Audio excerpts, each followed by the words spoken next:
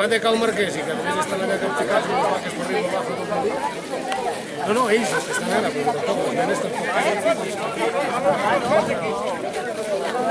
Això, què? No ho fiquis.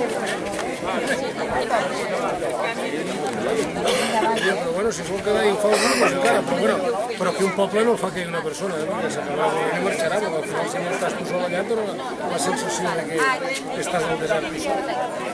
Bueno, ja vindrà gent de fora, ara està passant a molts pobles, es colonitza, si val la pena fer de Déu que el terreny s'ocupa.